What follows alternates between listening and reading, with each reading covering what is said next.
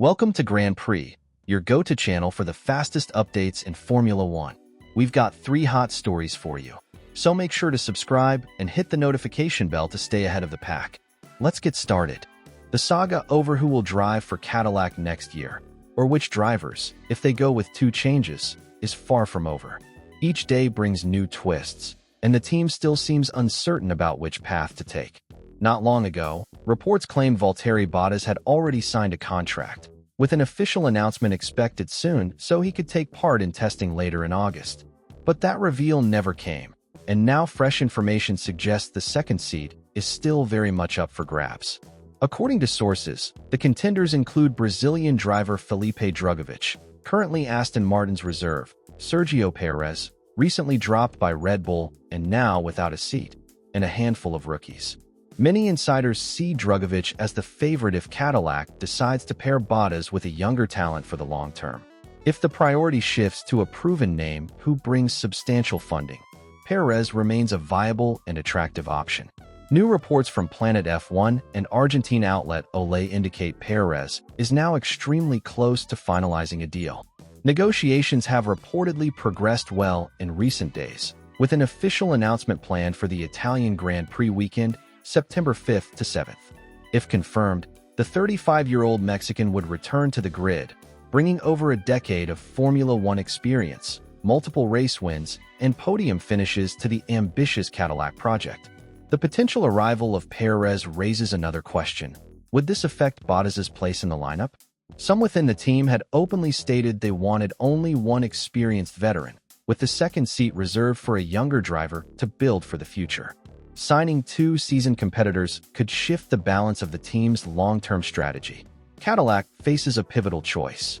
On one hand, Bottas and Drugovich could form a blend of experience and youth, setting a stable foundation for the years ahead.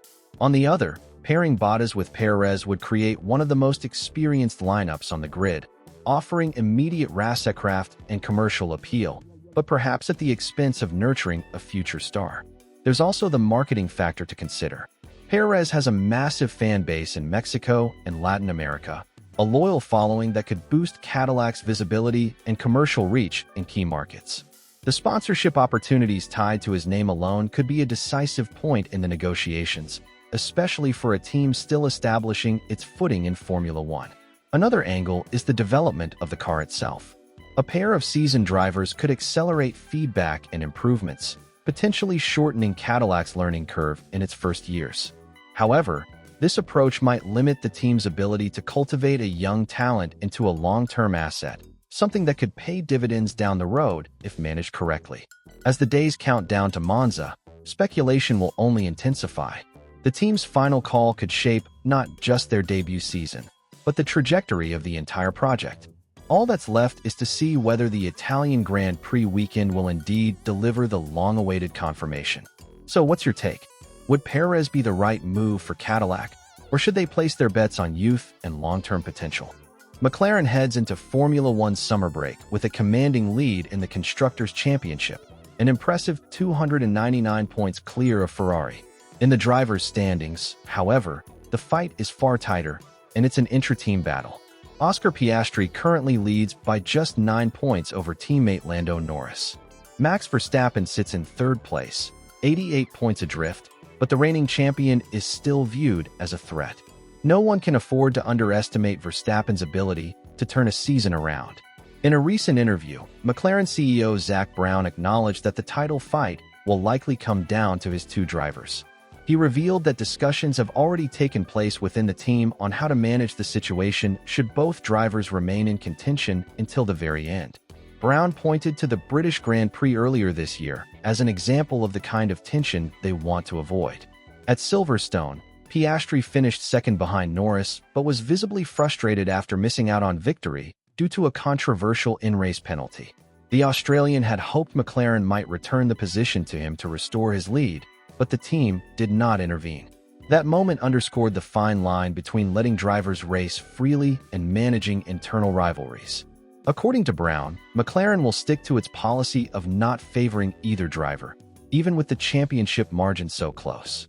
He made it clear there will be no shift towards supporting just one driver for the sake of securing the title. Instead, The outcome will depend on each driver's consistency, execution, and perhaps even unpredictable factors such as weather conditions, safety car interventions, or on-track incidents. This approach is a bold statement in modern Formula One, where teams often lean toward backing a single driver when championships are on the line. Brown's stance suggests that McLaren values fair competition between its drivers and believes both are capable of delivering under pressure. However, it also opens the door to potential flashpoints if a critical race sees the two going wheel-to-wheel for victory.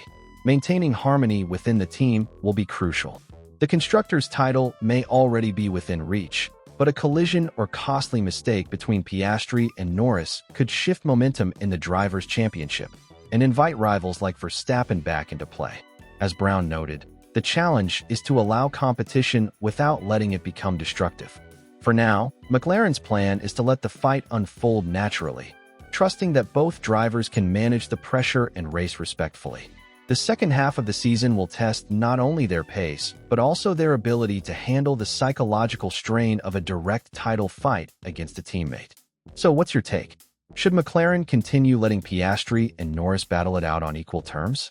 Or should they prioritize one driver to maximize their chances of securing the Drivers' Championship? Sometimes, a strategy built on freedom can pay off, but in the high-stakes world of Formula One, it can just as easily backfire. Max Verstappen's season so far has been far from ideal.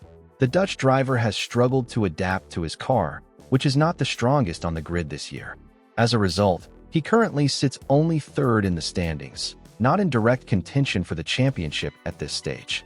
On the other hand, Brazilian rookie Gabriel Bortolito is steadily climbing the ranks with each race. He has already scored points on multiple occasions and delivered his best result yet at the Hungarian Grand Prix, finishing sixth. His performance earned praise from the European media, which has highlighted the maturity and consistency he has shown in his debut campaign. Naturally, such contrasting situations have sparked heated debates. One of the boldest opinions came from Ziggo Sport analyst Jack Pluij, a well-known commentator in the Netherlands and part of Formula One's broadcasting coverage. According to him, Bortolito is currently outperforming Verstappen this season. Pluij even went as far as releasing his personal ranking of the best drivers from the first half of the season. In his list, Verstappen was placed only third, while Bortolito was ranked second. The choice stirred immediate controversy during the broadcast, with the program's host disagreeing openly, insisting that Verstappen remains the best driver of the year so far. Yet, for Pluij, Bortolito's performances carry more weight when context is considered. Driving for Sauber, a team with far fewer resources and a less competitive package, the Brazilian rookie has managed to consistently extract strong results. To the analyst, this makes his achievements more impressive than Verstappen's performances in machinery that, while not dominant, is still capable of fighting at the sharp end of the grid. According to Pluij's ranking, Oscar Piastri sits at the very top, followed by Bortolito in second and Verstappen in third. It's a provocative list that has certainly divided opinions among fans and commentators alike. Bortolito's rise is particularly noteworthy because rookies in Formula One often face steep learning curves, especially when competing against world champions and seasoned veterans. The fact that he is not only surviving but standing out in midfield battles highlights his ability to adapt quickly to the demands of the sport. If this trajectory continues, he could soon become one of the most promising names for teams looking to build long-term projects. For Verstappen, meanwhile, the challenge is to rediscover the consistency that has defined his dominance in recent years. Even if he is not in a direct title fight at the moment, the Dutchman's reputation means expectations remain extremely high. Any dip in performance, particularly when contrasted with the rise of new talents like Bortolito, will inevitably attract scrutiny from both analysts and fans. But that raises the question, is it fair to compare a rookie like Bortolito directly with a multiple-time world champion like Verstappen, especially in a season where circumstances are so different for each driver? Or is Pluij right in judging performances strictly on current form and context? So what's your view? Who would make up your top 3 drivers from the first half of the season? And do you think it's too early to put Bortolito in the same conversation as Max Verstappen, or has he already earned that recognition with his results on the track?